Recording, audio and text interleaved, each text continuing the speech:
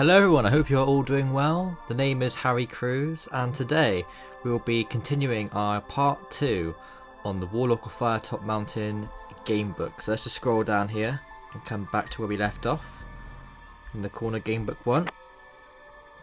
Let's resume where we left off.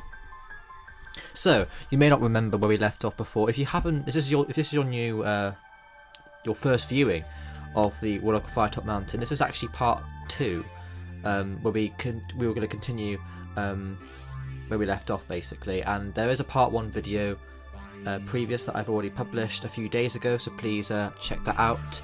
I'm going to make a playlist once this series is all complete as well, so you can follow it through in chronological order.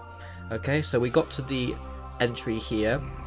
The passageway runs straight for several meters and then ends at a wooden door. You listen to the door and hear angry shouting coming from within. Now, this is the last entry we got to previously, and just to give you a bit of a recap as well before, this is our stats at the moment.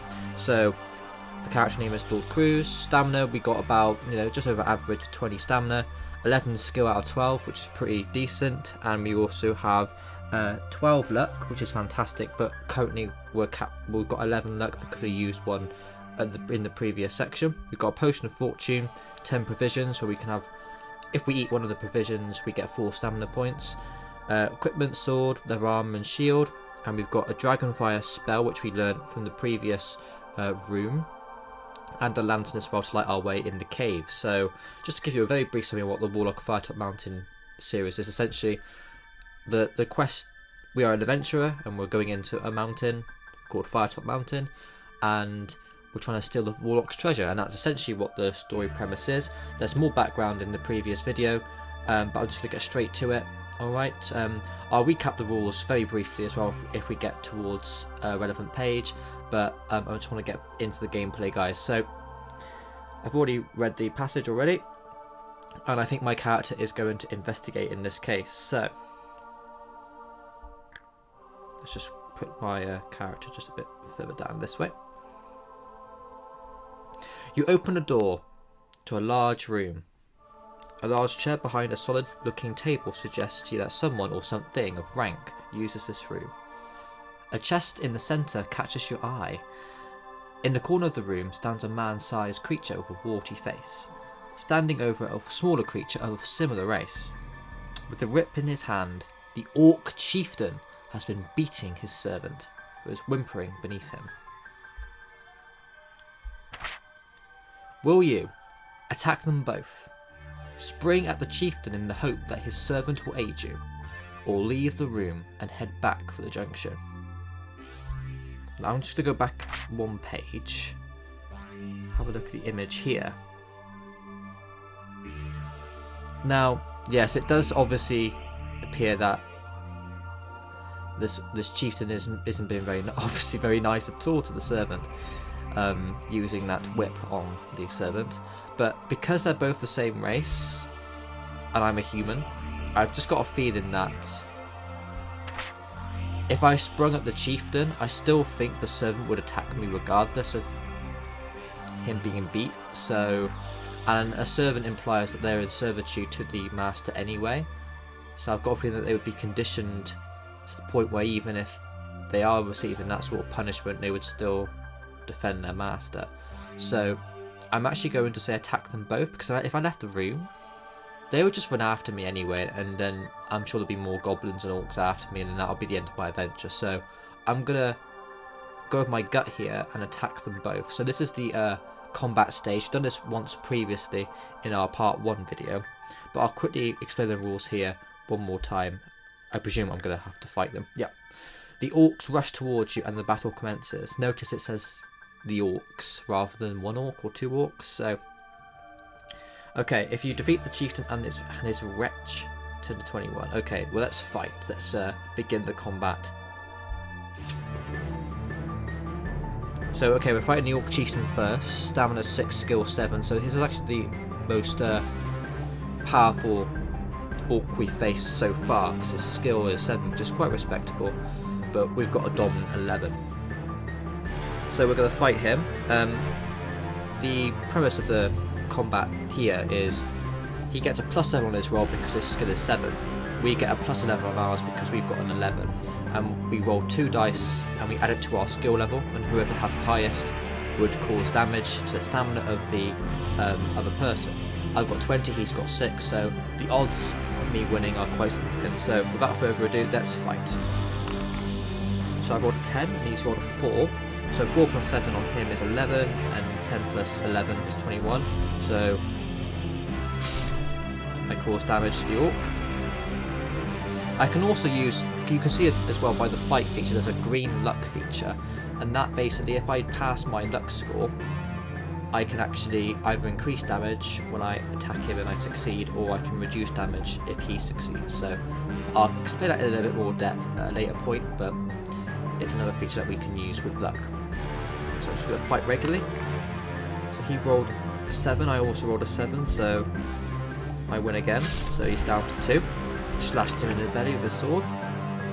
He rolled quite a high one actually. Well, he did hit me in the end. So as you can see, he rolled 10 overall, which was quite very high, and I only rolled a 5. So despite my +11 advantage, he still managed to hit me there. So now I'm only on 18 out of 20. So I've been gashed in the arm a little bit. Yeah, I think I've rolled the higher roll, so I think I've defeated the Orc Chieftain now. Okay, and the servant, as you can see, is quite diminished as well in his stats. 3 stamina only and 5 skill. So it should be an even easier battle than the Orc Chieftain. Yep. Let's get this done quickly. Dispatch the servant. You defeat both the chieftain and its wretch. To 21. Okay, next page. The green blood of the dead orcs smells foul as it seeps through their bodies. You step around the corpses and investigate the chest. It is a sturdy affair, made of strong oak and iron, and it is firmly locked. You may try to smash the lock with your sword, turn to 339, or leave it alone and go through the open door. We've just defeated 2 orcs. It's got to be something valuable in here, surely. I think you would smash the lock. Lock was obviously inadequate. It flies off and lands on the floor several meters away. You lift up the heavy lid and your eyes widen as you see the gold sheen coming from within. A fair number of gold pieces are inside. In one corner lies a small black bottle with a tight glass stopper, containing a liquid of some kind. Also in the chest is a silky black glove.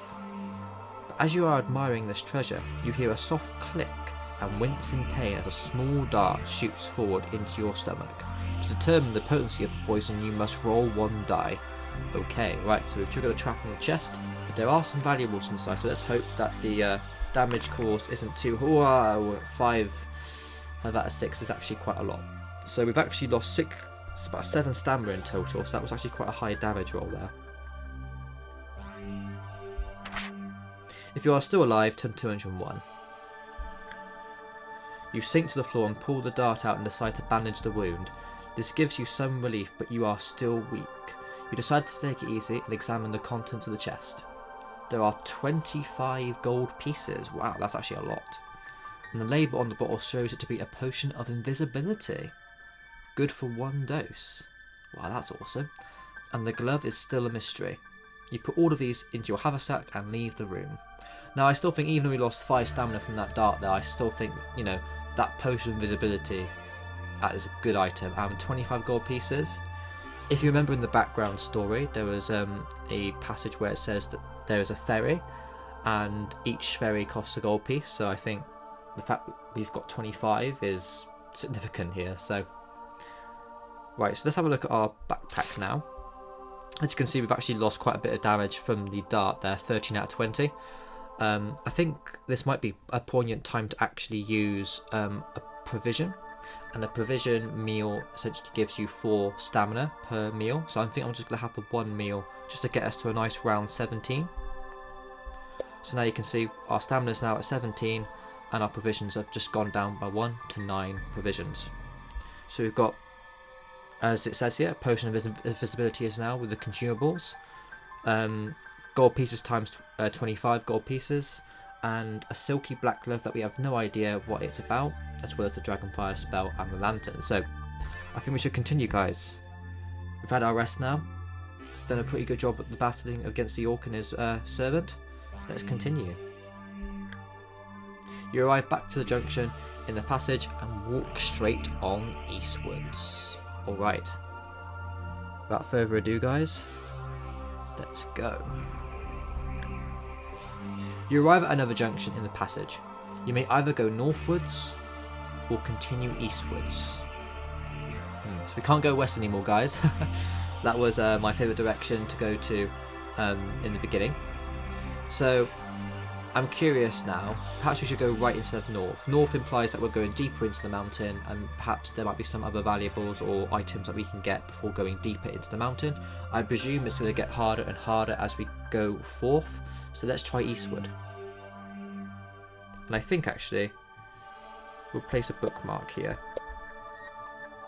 as you would want to face the orcs again after getting the potion of invisibility. I think this is a good place to save. So let's continue eastwards. The passage at the end of the solid... let me start again. The passage ends at a solid wooden door with metal hinges. Listening at the door, you hear a strange mutterings, and the clatter of what could be pots and pans. Whatever is in there, there are several of them. Do you want to go through the door or turn back? Now, I've got a feeling this must be some form of kitchen. If it's pots and pans, it's definitely going to be something like that. It just depends. Would we find any items in there that would be significant to our quest? I imagine we might find provisions in there, but I don't think we need any more provisions. So I reckon maybe we should turn back. I mean, if we go northwards and it ends up being like terribly bad for us, we can always try the east door again. And he is an adventurous sort, but I think he wouldn't go in a kitchen with like several voices, because that's a battle he probably won't win, even if there are loads of orcs and they're weak. So, especially now he's a little bit injured. Let's turn back. You move swiftly down the passage and arrive back at the junction. You turn northwards this time. Okay. You see a well-used door on the right-hand side, east side of the passageway. With your ear to the keyhole, you hear and listen to a man screaming for help from the inside. Will you open the door, or will you walk past and ignore the screams? Lord Cruz is not a unempathetic sort of person. He will definitely open the door and see if he can help that person. The door is locked. You may use your skill to try and charge it down. Roll 2 dice. If your number rolled is equal to or less than your skill score, the door bursts open. If the number is greater than your skill score, the door remains locked. Because we've got skill skill 11, we've just got to roll 11 or less, which is going to be very, very likely. So we definitely passed the skill check. So we've opened the door. The locked door bursts open and a nauseating stench hits your nostrils. Inside the room, the floor is covered with bones, rotting vegetation and slime. A wild-haired old man, clothed in rags, rushes at you screaming. His beard is long and grey, and he is waving an old wooden chair leg. Let's have a look at the image. Gosh, he looks quite, doesn't look very happy, does he? To be fair, I wouldn't want to, who would want to live in there, you know what I mean? So, not exactly the best place to live, is it? Obviously not there by choice, clearly.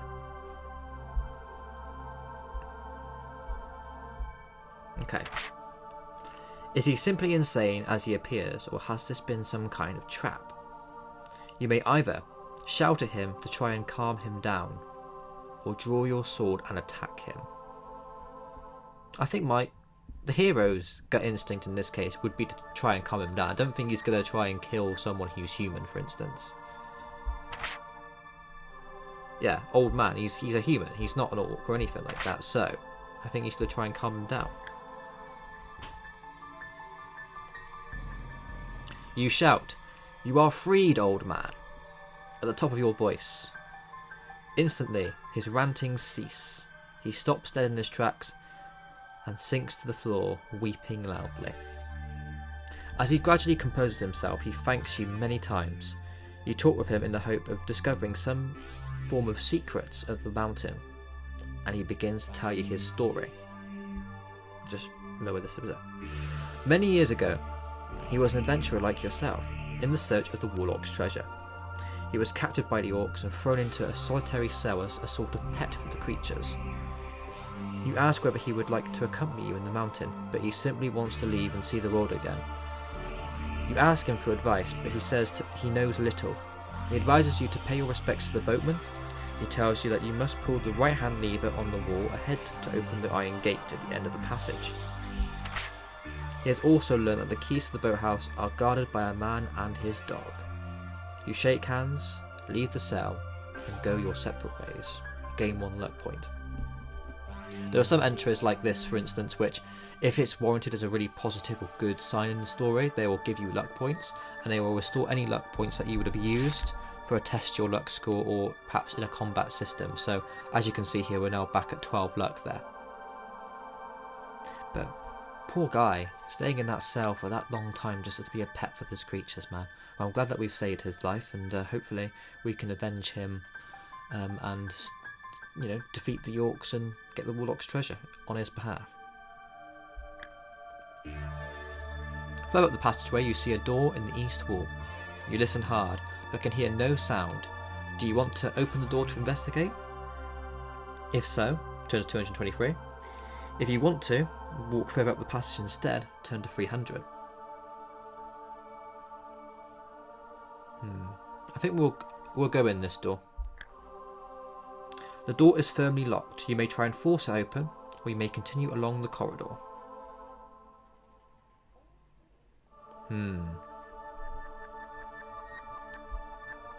I wonder if we force it open, will there be any creatures trying to attack us? Let's force it open. I think we'll try to do it now. Right, pass the skill check. Let's continue. Ooh. I haven't read the passage yet. Goodness, this is like some sort of armory or something. How interesting. The door splits along its length, and you can wrench the timbers apart to let yourself in.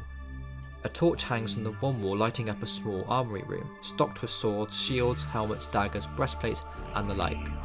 You examine the weaponry and find nothing appearing superior to your own sword. However, a circular iron shield with a golden crescent in the centre catches your eye. You pick it up and feel its weight on your arm.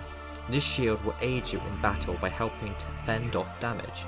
If you are using this shield and a creature wounds you, you may throw 1 die. If you roll a 6, the creature inflicts only 1 point of damage instead of the normal 2. If for some reason the creature would normally only inflict 1 point of damage, that means a successful roll of 6 would mean that no damage is done. You add your crescent shield to your gear, leave the room, and continue up the corridor. Wow, what a bit of luck that is. So we've had 2 doors now, if you've noticed now, in the passageways that have yielded positive results, which makes me think now the next door we come to probably ain't going to be any good. So we'll bear that in mind. Okay, on the east wall of the passage you see another door, this time made of solid metal. Listening at the door, you hear the sound of tortured screams coming from within. If you wish to try opening the door, turn to 102. If you decide to ignore this room, continue up the corridor. I think here we're going to ignore this one, just because it isn't anguish screams like the old man was before. This is torturous, and I think this must be some form of torture chamber or something like that, which means there'll probably be armoured guards, all that stuff. So I think we're going to, for stealth purposes, we're going to leave this one. But we can always come back to it at a later date. Let's ignore this room. Okay. Now remember, the old man here has helped us with this. If you can see the image here. Little portcullis with 2 levers. You arrive at the end of the passage where it meets another going east and west. But an iron portcullis blocks your way, and no amount of charging is going to budge it. On the wall to your right are 2 levers, and it seems likely that these levers have something to do with raising the portcullis. Do you wish to pull the right lever or the left?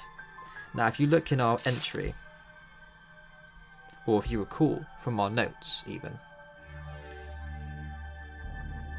the old man says you need to pull the right lever to continue. So we're going to pull the right lever. You hear the deep rumbling noise and the ground begins to shudder. Slowly and noisily the portcullis rises into the ceiling. You may now walk to the junction. Will you turn west or east?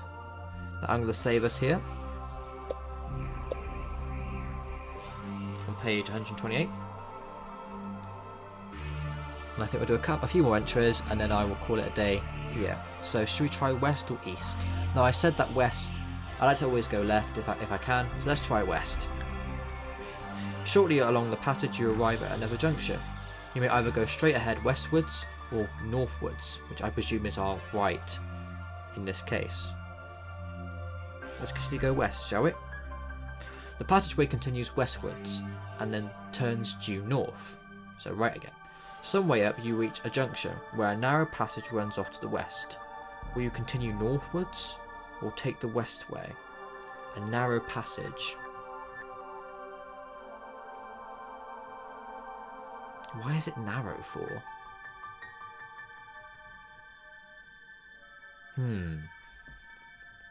It makes me think, why is there a westway passage?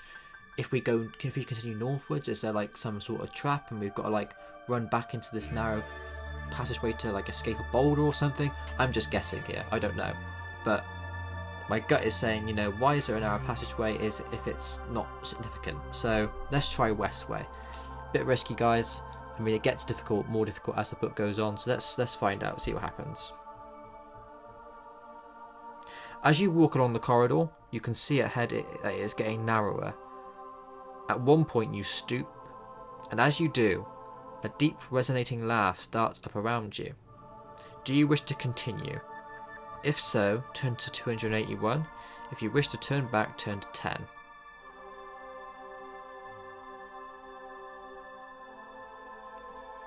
Well, I've got a feeling this is quite tricky. Ooh, okay. A deep resonating laugh starts up around you, and it's getting narrower. Maybe it's some bit of magic or something or other. Maybe it's like an illusion, perhaps, and they're trying to stop us from continuing. Maybe, but I've got a feeling that if we actually turned back, it might not stop whatever's, I think if we continue, we'll find out perhaps that actually it's just an illusion and the laughs go away and it's not actually a trap, because if we go back, I don't know. I just think I've got my gut in the moment would be to continue despite the laughs, because obviously they don't want us going this way. Why else would they have that there? Let's see how right I am in this case. Let's turn to 281. The narrow passageway eventually becomes too small for you to walk along. You get down on your hands and knees and crawl. Eventually you will get no further and there seems to be no way through. So you decide to return to the main passageway. You head for the junction. Oh, right, okay. Well, I suppose we're lucky in the sense that there was no trap or anything that occurred, so let's turn to 10. You arrive back at the junction and turn northwards. Okay. Several meters up the passageway, you arrive at a junction where you may either turn west or east. Set in the rock in the north wall is a small recess where you may safely rest. After taking a moment to recover your strength, you look at the two paths before you. You may either set off eastwards or westwards. Now, I'm actually going to leave the section here for the time being, alright? So this is actually our part 2 finished. Hopefully we will get through this book whilst we can. If you like the video, please subscribe or like the video as it says below in the description. But I hope you're enjoying this playthrough so far, and I will speak to you all soon. Take care. Bye.